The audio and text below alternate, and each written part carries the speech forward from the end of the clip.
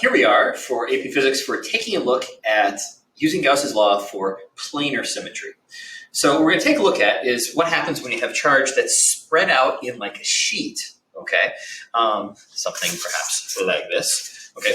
But we're going to do it for a sheet that is infinitely large, a sheet that extends an infinite distance in all directions. Why are we going to limit ourselves to this?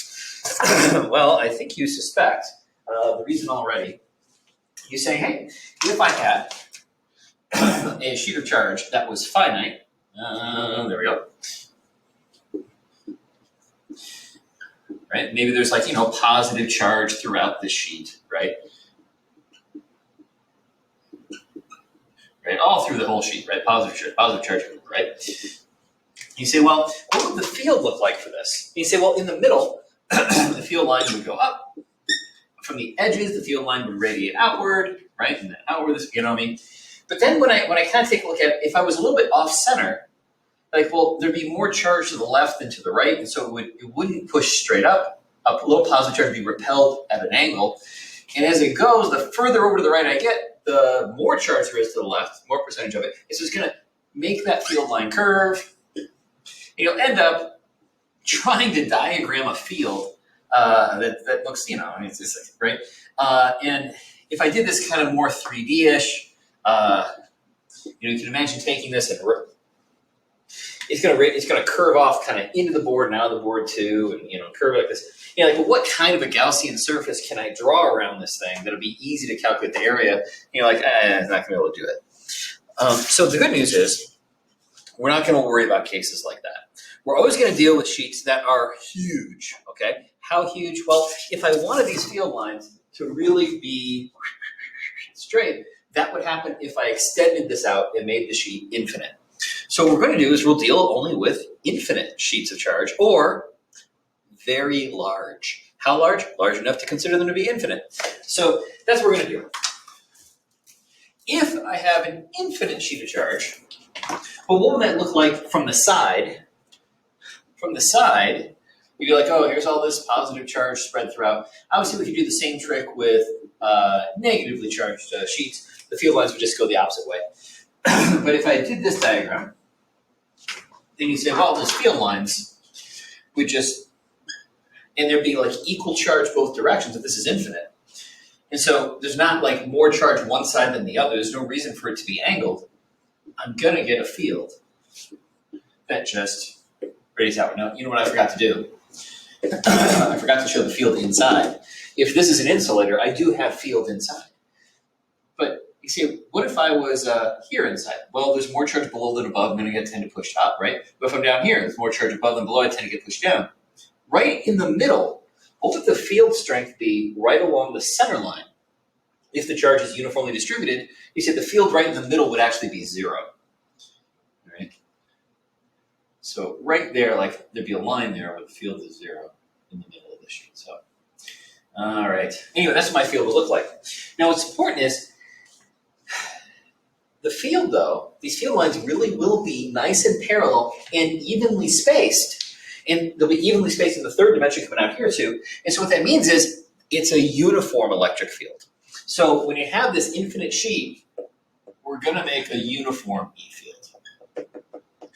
And that means it's actually going to make the calculation a little bit simpler, all right, which is nice. And it means when we're calculating the electric field for this infinite sheet of insulator, okay, of charged insulator, there's really only 2 places to measure the field. Outside, anywhere outside, it'll be the same strength, and inside, right? So we're going to start by finding the electric field outside the charged insulator, the charge evenly distributed through the insulator. Finding the field outside. So here we go. Am I going to draw this picture over again?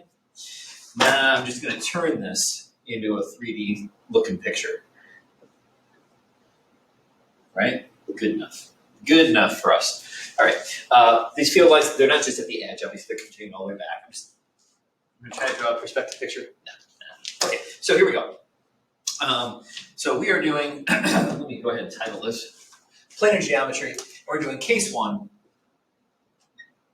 So what I'm going to say is I have an infinite sheet of insulator.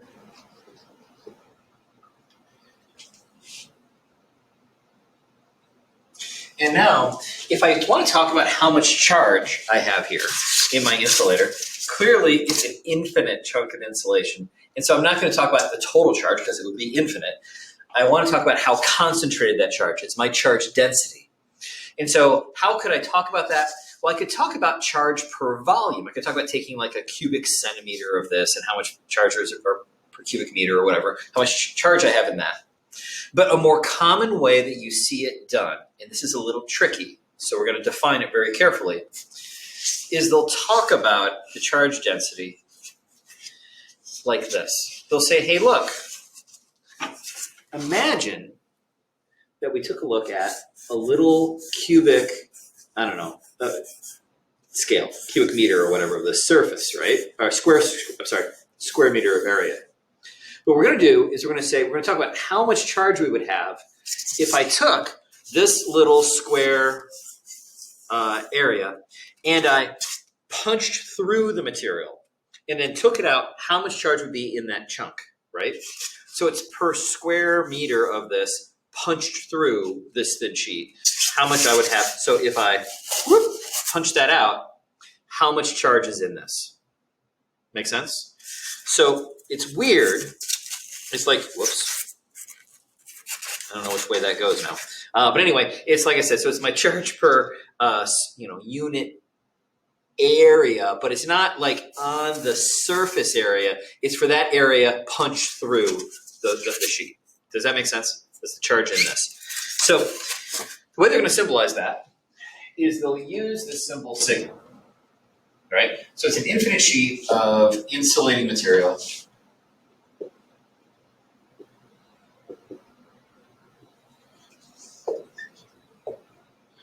And I'm just going to say charge density sigma, all right? You have the charge density sigma, okay?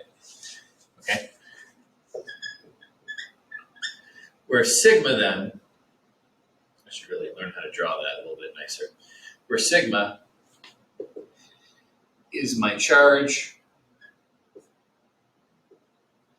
per area like punched through the material, punched through the sheet. All right. Okay. So there we go. Okay. And so for case one, let's find E. I don't have to say like find E at this position because the E is the same anywhere outside the sheet. So I just want to talk about find E outside the sheet. And obviously case two is going to be finding the E field strength at a certain depth in the sheet. All right, so here we go, case one for planar geometry. All right, so you say, well, of course we're going to use Gauss's law. And so for Gauss's law, did I give myself space to work here? No. Well, anyway, for Gauss's law, clearly we know that we're going to say, hey, my flux is my integral over a closed surface E dot dA equals Qn over epsilon naught. Okay, my charge inside. And you say, well, I remember that whenever I use Gauss's law, it means I have to construct a Gaussian surface, right? And say, for example, again, anywhere outside, it's going to be the same. But let's just pick a spot. Hey, look, right here. Right there. What's my E field strength there? So you say, well, I know when I do my Gaussian surface, if I'm trying to find the electric field strength there, then I need that Gaussian surface to be at that spot. So I'm measuring the E at that location. Secondly, obviously it's got to be a closed surface that closes on itself. And inside that surface, I got to have some charge. So the surface I make, I've got to get some charge inside my Gaussian surface, my bubble, somehow. So I need a shape that'll go through this spot. And I want to design it so that it makes this integral easy to solve. In particular, I really want that like cosine theta there to be a relatively constant value, right? And I'd like the E field to be uniform, constant value. So the shape that's going to win here is going to be some sort of a right prism that punches through the sheet. So I might go ahead and do a shape, and it turns out that as long as it's a right prism, it doesn't matter what the cross-sectional shape is of the prism. I mean, look, check this out. Like a prism, it's like you take a shape, a right prism, and you push, it's like a surface, and you push it at a right angle to it, you slide it down there, right? And so like, if it's a circle, that right prism is called a cylinder, right? But I can do any shape. Here, look. I'm going to do look at this. Woo! That's going to be the shape. And I'm going to bring my bubble down, right? And it's going to, when it hits the surface of the sheet, it's going to trace out a little, woo, right? Yeah, shape, yeah. You know what I'm saying?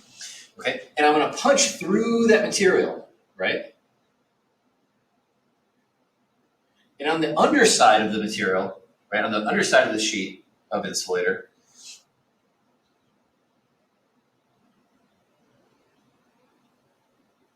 right, it'll look like that, yeah? You know what I'm saying? Yeah. Right? And then it'll continue on, and I'll see it on the other side, and it'll be like, look, here is that shape, right? All right? Good enough, right? Okay. Now, the point is, it's that same shape, just translated through. That's my bubble. And I'm doing it this way to like make a point, obviously. And that is that the shape that I choose doesn't matter as long as it's a right prism. You know, right prism makes like a right angle, between that surface and the path. There you get it. I mean, technically, I could have a slanted prism too, but it doesn't matter. The point is, I got it like this. Now, here's the deal. My area vector is going to stick straight out of the surface, right? That's the way area vectors go. So when I go to do this Gauss's law and do my integral, you say, look, here, area vectors go out like that. On the bottom side here, area vectors go down like this. Yeah. On the sides, area vectors are sticking out like this. Yeah. Again, I'm going to think of this prism as not being one big surface. I'm going to think of it as being three surfaces. There's the top surface, the bottom surface, and then the sides of the cylinder. Okay, so I'm going to think about my flux as being flux out the top, plus the flux, electric flux out the sides of that right prism, and the flux at the bottom of that right prism. Equals Q in over epsilon naught. And so you say, all right, well, I can see here when I go to do, take a look at my flux, you say, hey, the field lines are just going straight in and out of the sheet, right? Like this, out of the sheet like this. And so you say, hey, they're just going to go out through this surface, and they're going to go out through this bottom surface, but none of them are going through the sides of this weird shape. None of them are punching through the sides. There's no flux through the side here. All the flux is up the top and the bottom.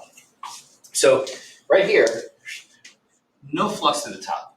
Why? Because E is perpendicular to the area vector there. E field's going up, area vector's going to the right. E field's going down, area vector's going to the right, right? Making right angle. Same, what did I just do?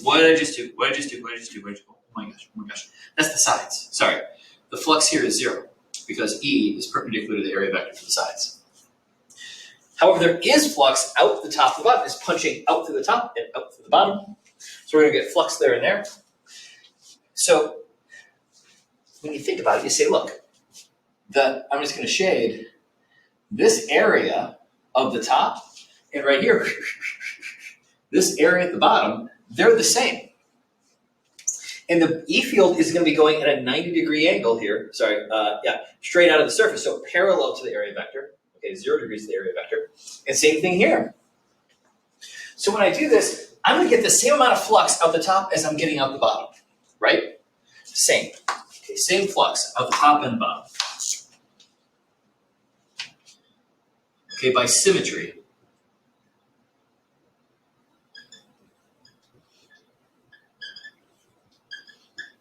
So I'm just gonna calculate one of these and I'll double it, okay?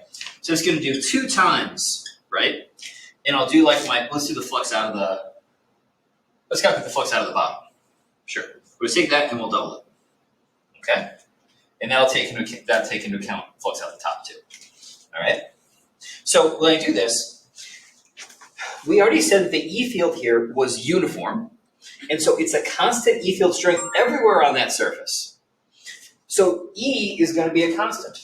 That angle, you say the area vector is going parallel to the E field vector, so it's a cosine of 0 degrees everywhere on this surface.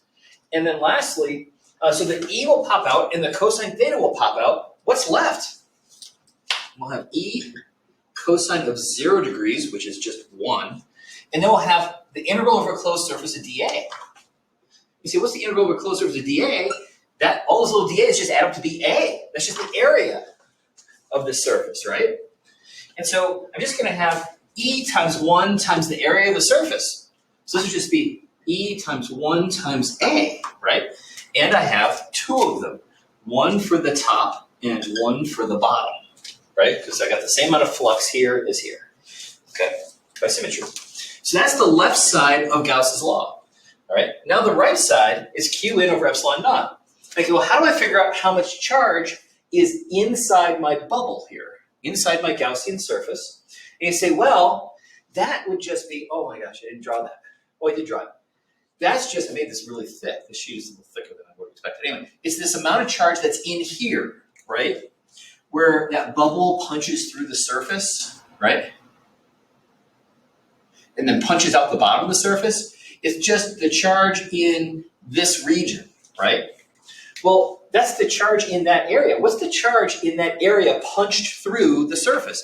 How much charge do I have there punched through that surface? And you say, well, that, of course, I'm going to use that sigma for. Sigma is charge per area punched through. And so you say, oh, well then, my sigma is that charge in per area that I punched through, right? Well, that's just A is just the area I punched out. So rearranging, sigma A is the Q in. That goes there. So what have I got? I've got that sigma A over epsilon naught. Right, oops, let me do it right here.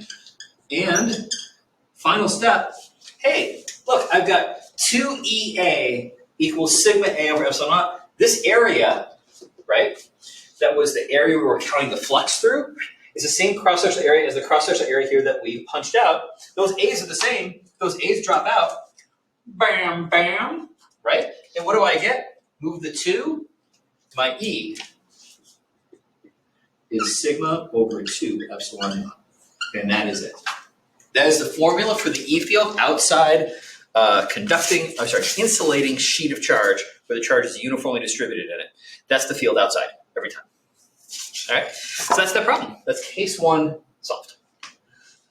All right. Ready for case 2? Of course you are.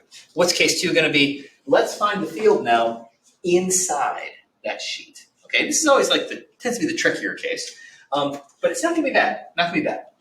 All right. Let's find the field now inside that material. Okay, now I was trying to do a perspective picture here. So this is punching through out in the middle of the sheet, and that's the bottom out in the middle of the sheet, right? This isn't drawing on the edge. Let me try. Let me make a diagram. Let me just do a new sketch over here. Okay. I'm just going to extend my diagram a little bit.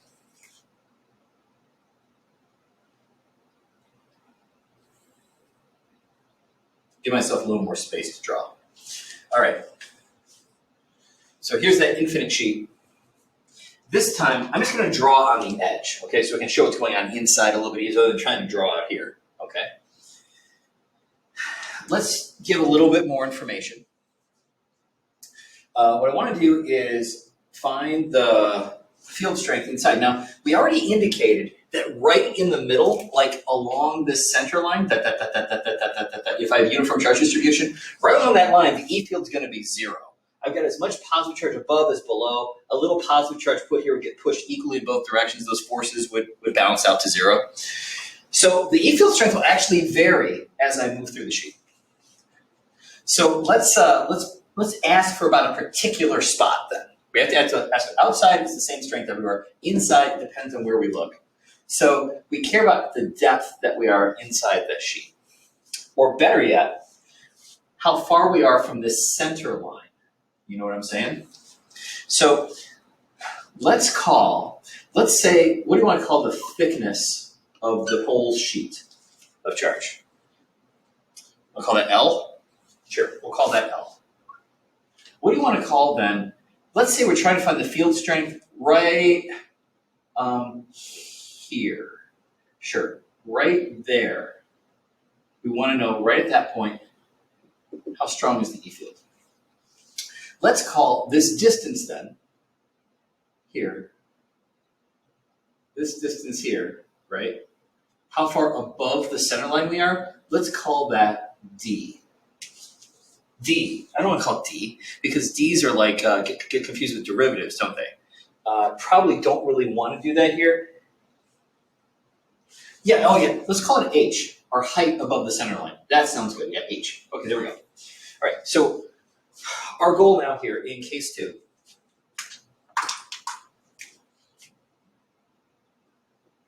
it's the same as 1, all right, as case 1, but find E at height H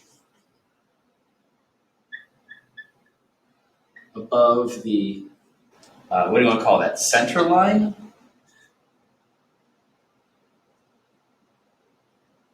No, that's not an invented term. The middle. Above the center of the sheet, where height H, where H is less than L over 2, where L is the thickness of the sheet. Okay, so again, charge is distributed evenly here, and we want to find the field strength there at height H above the center line, where the whole sheet is L thick. There we go. Okay, got it. Okay, so we're going to do Gauss's law. So we got to design a Gaussian surface that we could easily do this calculation for. Again, we're going to use a right prism. Okay, my field lines are radiating straight up and straight down, right? Inside the sheet, from the center line, above it, the field is going to be pushing up, below the field is going to be pushing down. So how shall I draw my Gaussian surface? Well, again, it's going to be, like I said, a right prism.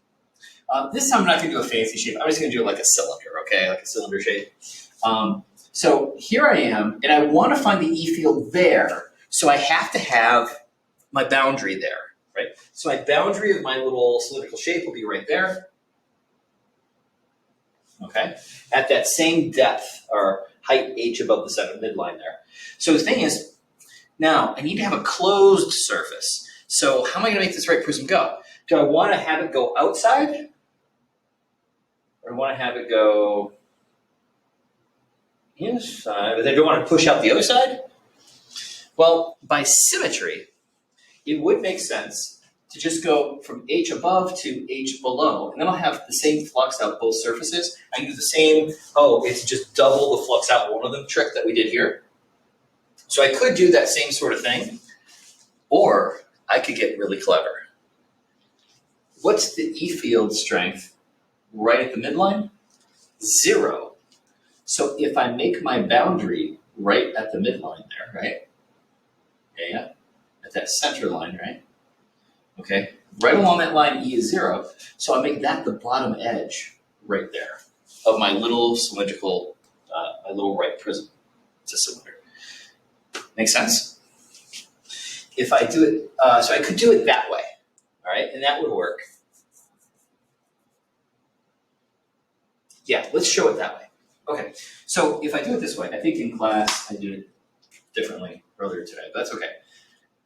Now, you would agree that the area vector pokes straight out the sides of this right prism, and they're going to push out the bottom, right? Area vectors always go straight out of the surface. So when I do this, again, I'm going to go ahead and use Gauss's law.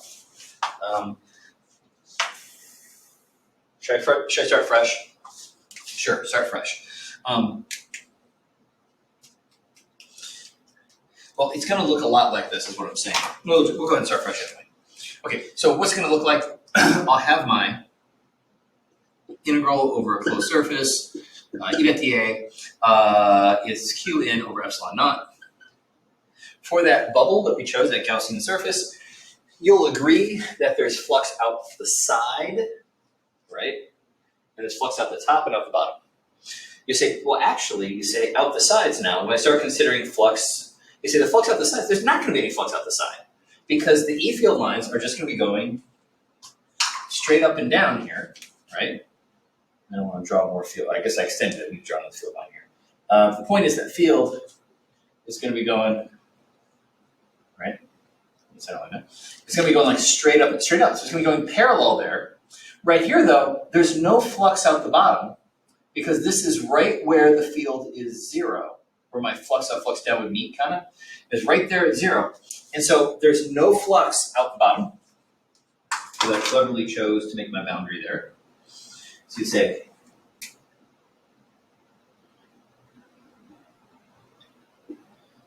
why? Because that's where E is zero. At that, what do I call it? Center line, midline, whatever. At the middle of the sheet. Okay, and then the sides, no flux out the sides. Why?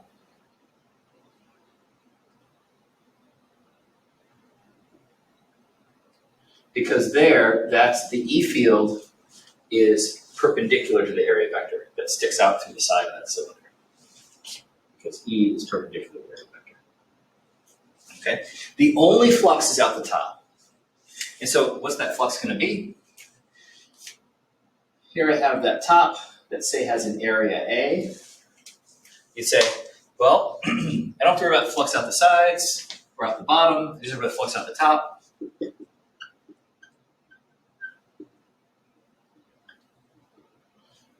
And you say, okay, flux at the top. E is uniform everywhere in there with the same depth in that sheet. It's going to be uniform by symmetry. So E is constant. The angle is going to be a cosine of 0 degrees between the E field lines going up through that top surface and the area vector pointing straight out of the surface. So the E, there'll be cosine of 0, which is just 1, and the E is constant. Moves out of the integral. The integral is just E times the A, the area of that top there. Is my Q in over epsilon naught. So now we get to the tricky part. The tricky part is figuring out what's the charge that's inside this little volume there, right? Now, they gave us, this is uniformly distributed charge. Well, yeah, way back here, I should have said uniform charge density, okay? A uniform charge density sigma. So here's what I know. If the charge is uniformly distributed, then my charge per volume is a constant, okay? And so what I can do is, so here's what I'm gonna do. I know that if I punched all the way through the sheet, my charge would be sigma A, right? My charge, so if I punched all the way through the sheet, sigma A would be the total charge in. But I didn't punch all the way through, I only punched some fraction of the total distance through. So that fraction that I punched through, that's the fraction of sigma A that I'm going to have. Does that make sense? I don't know, pause it, go back, rewind, and listen to it again. But what I'm going to do is this. So to figure out that Q in, I'm going to imagine, what if I had punched all the way through from the top surface all the way through to the bottom surface? Right? And I had done this with that area A, right? Okay, then if I'd done that, then I know that, and I'm going to call that, it's the total Q that would go with that A if you punched all the way through. You know what I mean? So sigma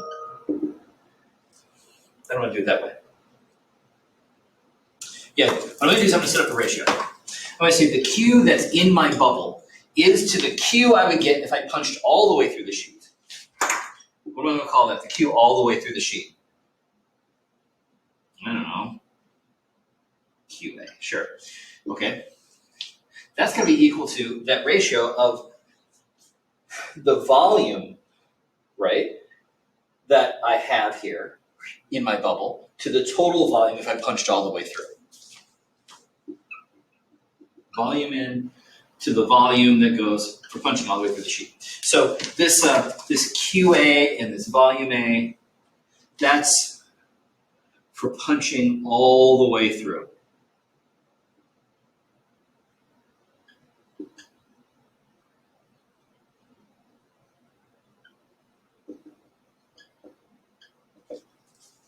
Okay? I'm trying to find Qn to put into Gauss's law, just the charge that's inside my blue bubble. And so let's figure this out. What's volume anyway? Well, the volume of this right prism, in this case it's a cylinder, but this right prism, you say, hey, isn't it just you take the area of the cross section here times the height that you move it through, right? You take the area of that circle times the height, right? The area of the circle is pi r squared, would be pi r squared h if it was a cylinder, right? So in this case, it's just the area A times the height. And so you say, well, for the volume in, that's the area A, right, times, what's the height? H. So that volume in, so continuing on here, this would be area A times H. What's the volume for if I punch the whole way through? If I punch the whole way through, that would have been area A times the height L. Yeah? Okay. This is Q in over Q for if I punched all the way through. So moving this over here, Q in will be QA, Q for punching all the way through, and look, A, H over L. See what I'm saying? Move this over here and then the A's cancel, so H over L. So this is subscript A. Now, do I know what the charge is for this cross-sectional area? Punched all the way through? Yeah, that's this. This isn't Q in anymore. This is a Q if I punched all the way through, it would be sigma A.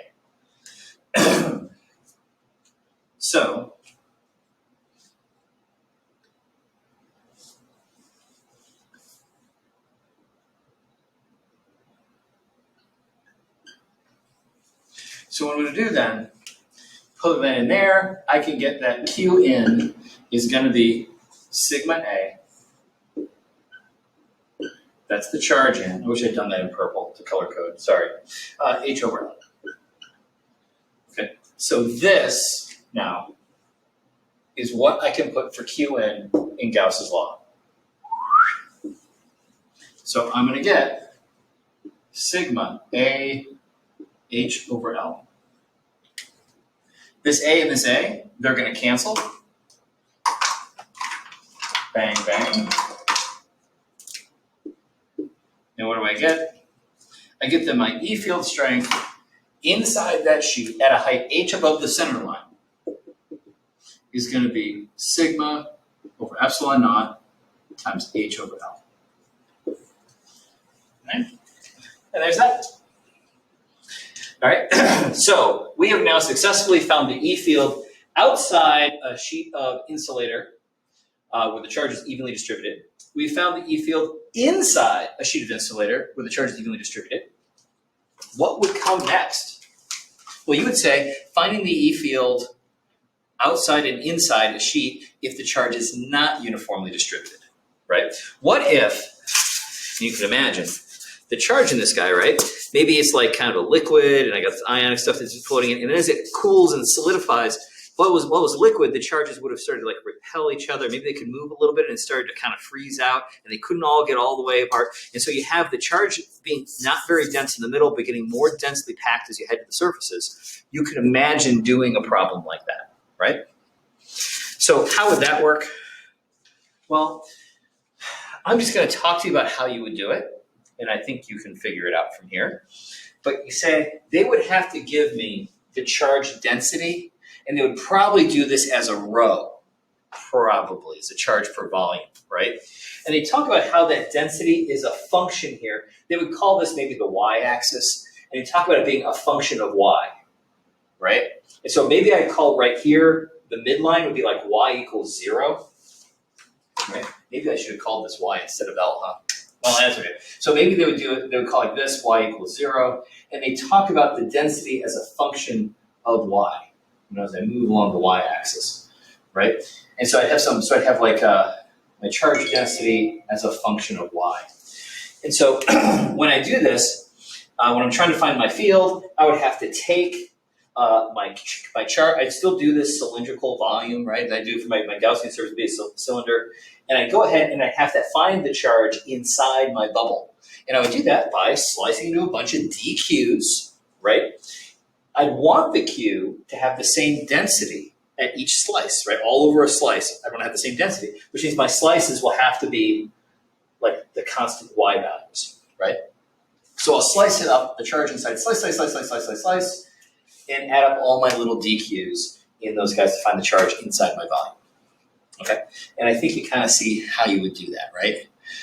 Each slice, if rho is my charge per volume, sure, why not? If my rho is my charge per volume, that would be my dq over my dvol. And I'd say, hey, dq, the charge in one slice, would be rho dvol. And I would want to integrate, right, to get the total charge, from q is 0 to the total q in my bubble. But here, I want to because rho is a function of y, I want to change dvol to be a function of y.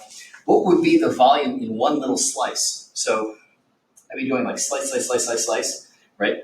One little slice, right, would look like that. It would have a thickness, dy, and it would have a cross-sectional area, A, and isn't it just the cross-sectional area times that height, that's the volume? So the volume would just be A dy. Dvol is just A dy. And so I'd end up with my integral of rho A dy, and I'd integrate it. If I'm doing outside, then I'd probably punch through the whole thing. I'll do it like this, right at the end of the bubble at the midline there where the field is 0. And so I just have one surface to talk about. And I just talk about the charge here from y equals 0 to y equals whatever this thickness is. And if I'm inside, I'll just go up to there. My bound will change, right? Upper bound. And that'll be the difference between outside and inside. Okay, hey, that's it for insulators. I'll go ahead, I'll do a separate video for dealing with charge conducting sheets, okay? So that'll be next. What's important though, and I'm just gonna mention this just right now up front in this one before I go on. We talked about the meaning of sigma here with the insulator, that it's my charge per square meter punched through. It's all the charge actually would be in this volume, but it's described as a charge per area. And they use sigma for it, which is unfortunate, because when you think sigma is a Greek letter S. It's for S for surface area. But we're not talking about charge on a surface when we have the insulator. We're really talking about charge throughout that volume that we get when we punch out through this square meter of surface, when we punch through the volume there.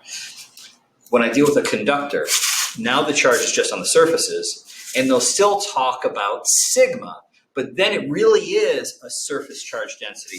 We're talking about just the charge on the surface here, and we might charge per square meter on the surface. It's a different meaning, but they use the same symbolism. So just a reminder, that's a little different. Okay, I'm gonna go make that other video and see it in planar symmetry or planar geometry for conductors.